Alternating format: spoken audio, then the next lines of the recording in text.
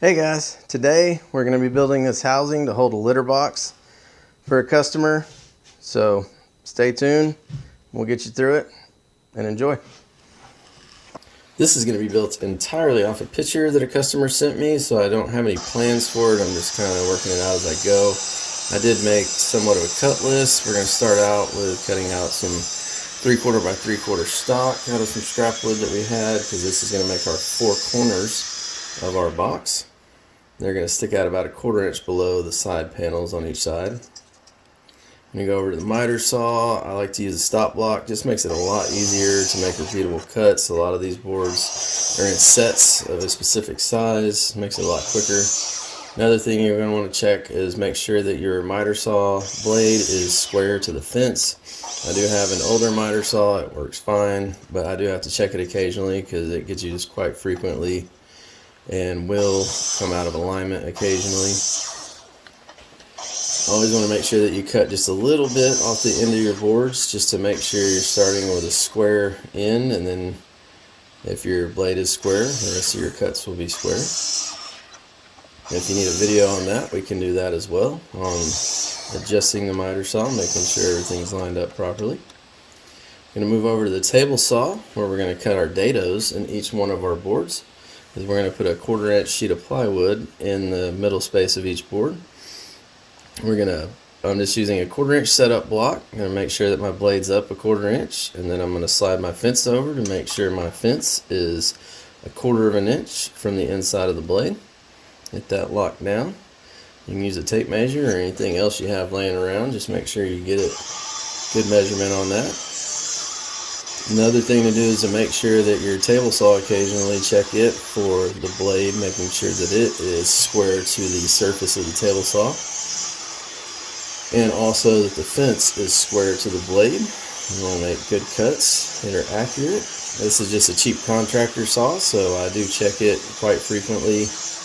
It tends to come out of alignment. I move it around the shop a lot, and it gets used a ton. So for the price I paid for it, I don't expect it to be perfect. We're going to slide the fence over just a little bit. I have a thin kerf blade on here, so I'm going to have to move it a couple times to get my 1/4 inch dado that I'm looking for. I'm just moving it each time a little bit less than the thickness of the blade. The last move was just a touch of a move, just to open that enough for the 1/4 inch plywood to fit in. Also, watch your hands. I know my saw, I'm comfortable with it. I would recommend using push blocks. But again, I'm comfortable with my saw. I don't have any problems with it. I still have all my fingers, so we're looking pretty good there. Just a quick test fit. Make sure that our 1/4 inch ply fits down inside of our dado, which it did. And go ahead and finish running all of these through the dado, and there once again is my arm. From the poor camera angle, I will work on it next time. Next thing we're going to move to is gluing up one of our panels. I'm only going to show one of these because we're going to repeat the exact same process on the other three. I like to use the brush, get it around really good, keeps it off my fingers. I don't make such a mess on my workbench anymore. I like to throw a couple clamps on the actual joint itself to make sure that it is good and flush. Also check your ends, make sure they're good and flush. We want everything to be nice and square when we put this together. And when we get done with this, we will kind of fast forward. I let it dry for a while, and now we're going to move on to the next steps in the process. One thing you realize when making projects with lots of panels is that you will literally never have enough clamps in your life. So every time you go somewhere that has clamps, just go ahead and buy some. So we're going to take these 3/4 by 3/4 pieces that we originally cut, glue them to the sides of this panel right here, and then we'll glue to the sides of the panel that sits across from this one. Let those dry up. I'm going to, once we get past all the spreading the glue, and start putting clamps on here. So what I'm going to do is not only clamp across to hold pressure for the glue to set, And remember, make sure that you're square. You're going to stick out about 1/4 inch on the other side of the panel. It's going to make up our feet, but I also like to take some clamps and put along the boards just to make sure that all of my gaps line up and make sure that the face is flush.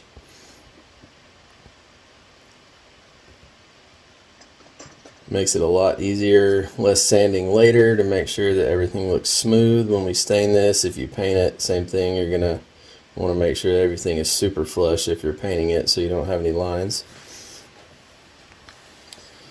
Come down here, we're going to remove our clamps. These have been setting for a while and the glue is dry. We're going to go ahead and start our process of putting these together. First, I like to pre-sand, get all that glue residue off. This is actually going to be the inside of the box. The more prep work you can do now, the less you'll have to do later when you're actually staining or painting the project. Especially with stain, anywhere that you have glue that is left on the wood, your stain will not stick and you will notice it. And you'll have to go back and re-sand it and reapply the stain. So do the prep work, it is worth it in the end.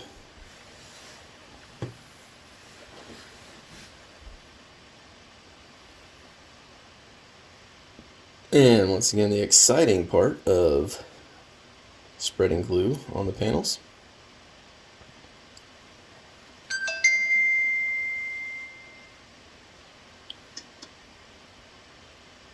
And that's just me letting everything fall over for a second. Now we're going to go ahead and clamp these down. One thing you're going to watch for is when you put your clamps on, it will pull the panel in different directions. I'm going to put 3 clamps on here, and then we're going to follow that up with 2 of my speed squares to make sure that I have a 90-degree angle. I'm also putting this clamp down on the bottom right here because the center of that side panel bowed out just a little bit. So we just kind of pulled that back in with that clamp and it'll dry up nice and square.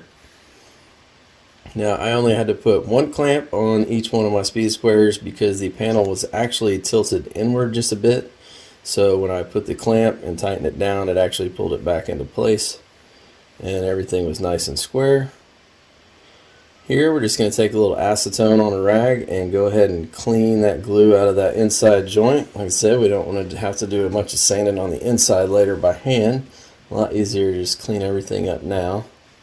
You can also clean it up with water. I just prefer acetone because it removes everything and all the oils out of the wood, because I will be staining this. And then we will go ahead and glue our fourth and final side on.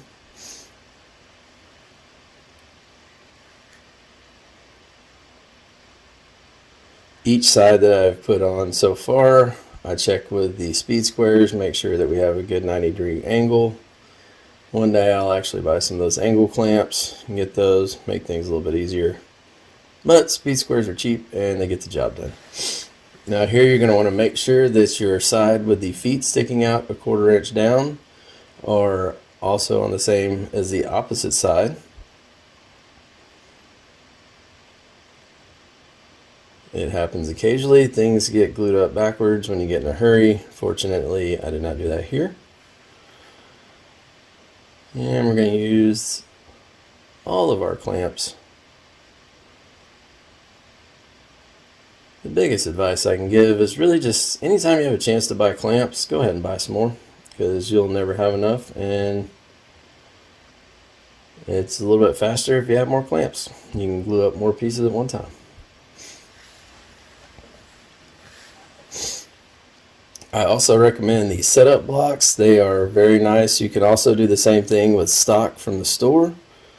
If you check and make sure they have, back in the dowel section, I watched this on another YouTube video, they actually have stock that is square and comes in 1/4, 1/2 inch, 3/4, different sizings. Just check it with your tape measure, make sure that it's the correct size, and you can use little pieces of those for setup blocks as well. Makes it easier than trying to use a tape measure to set things up. Right here we are just going to cut our internal braces that our floor is going to set on.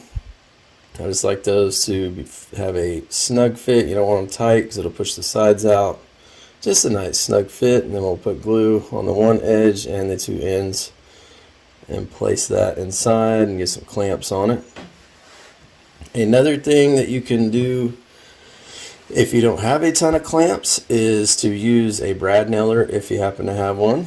I use it quite often. I use it when I put the floor in this. Made it a lot easier to glue and slide the floor down in there and pop it in place with those brad nails, and they'll hold it until the glue dries. Another option would be to drill and countersink and use screws. I don't want to have to fill a bunch of screw holes, so that's why I'm just using glue and clamps for the most part on everything that's going to be seen outside.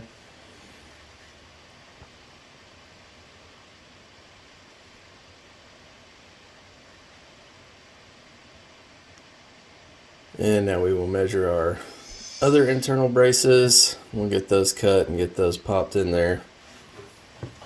No big deal.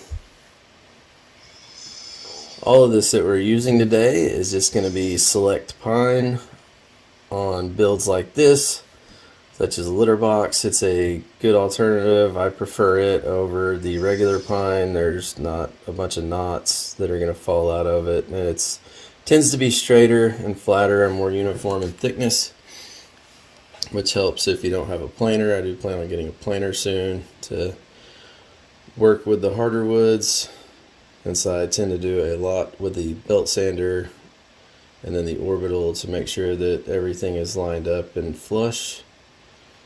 The planer would make things just a little bit easier. But for this video, everything you have here is just stuff that's standard equipment. We don't have anything fancy. Like say we have a contractor table saw. That miter saw is who knows how many years old. I bought it years and years ago. It's held up very well though, I can say.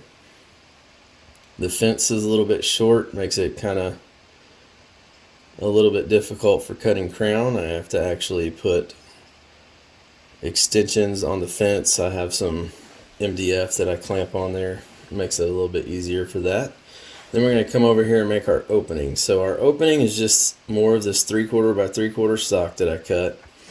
And what I have done is just cut a dado, that same 1/4 inch reveal dado, around the outside of each of these pieces. Let me go ahead and trim down my top. I think that was around 31.5 degrees on the miter saw that I used for angle. And I will get this all lined up, and then we're going to take and just trace all the way around it. And now, since we have a 1/4 inch dado on the outside of each one of these pieces, I'm going to take my 1/4 inch setup block and just make some marks to move in 1/4 inch, because this will be where I cut with the jigsaw. And then once we get that cut out with the jigsaw, we'll be able to dry fit our pieces in there.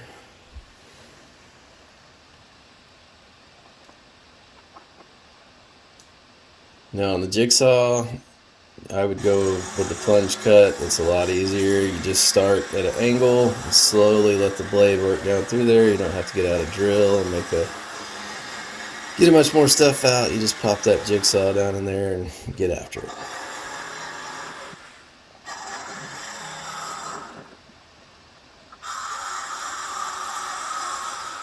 I'm not sure exactly what I was doing here. I could have made this in a lot less cuts, but everything's okay. We made it through. We got all the cuts done that we needed. Make sure that all of your corners are square. Want everything to fit nicely when we do our dry fit. And also take a little sandpaper just by hand and break down those edges. Helps the pieces go on a little bit easier with the dado. And right here is where I realized that I didn't cut the dado on the ends of the two top angle pieces and also the bottom piece where it can actually slide into place. So we went back and did that now. So the same concept. You're going to cut that 1/4 inch reveal. Have your fence is going to be a 1/4 inch from the inside of the blade, and the blade sticking up 1/4 inch out of the table. Now we're just going to pop all this together, kind of make sure everything goes okay. I might have to sand a little bit more just to make sure that it fits well. I wanted this to fit really snug because it will be only glue holding it in with the cat going in and out of there. So I was successful in it fitting very snug, which I was happy with. A little bit of clean up there, just make sure that all our edges are smooth. Here we're going to go ahead and cut our angles. I like to wait on the pieces like this. It's easier to line up and mark and cut it than to try to measure and cut it. You get a lot better fit. You can kind of sneak up on the fit as well. You can cut it just a touch big and then slowly shave it down on that miter saw until it fits right in there nice and snug. So you go over with the sander over the front face of the litter box and make sure that it's nice and clean. And say we'll be staining this, so we want all of our wood to be nice and clean. No glue anywhere.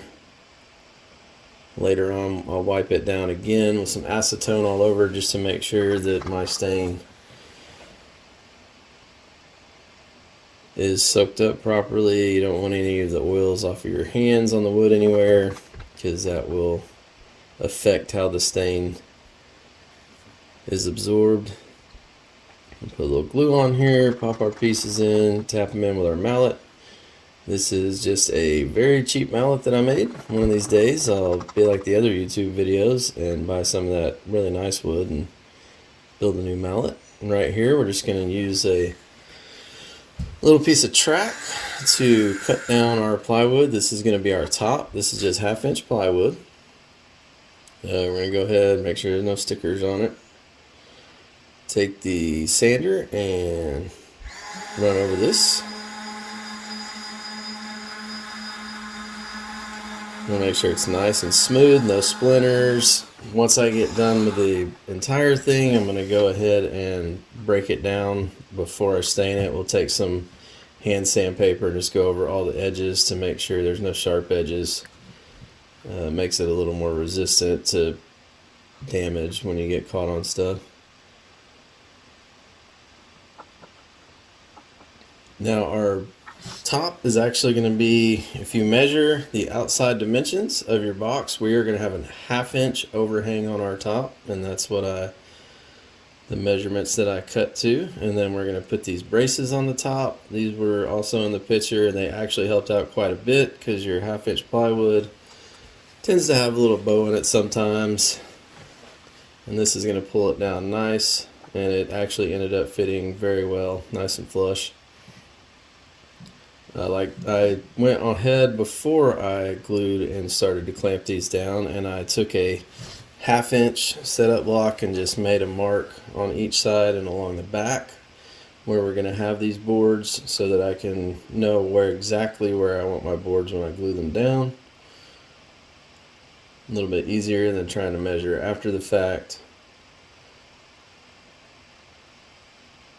Get all our clamps on there. We're going to go ahead and cut that rear board, and this is another case where I like to cut it just a little bit long and then creep up on the fit with the miter saw and just kind of shave off just a little bitty bit each time until it fits nice and snug. You don't want it to be too tight because it'll push your sides out, but you want it to be good and snug so that you have a solid surface to glue. You want your joints to be nice and strong. We are going to get some more clamps off of the shelf.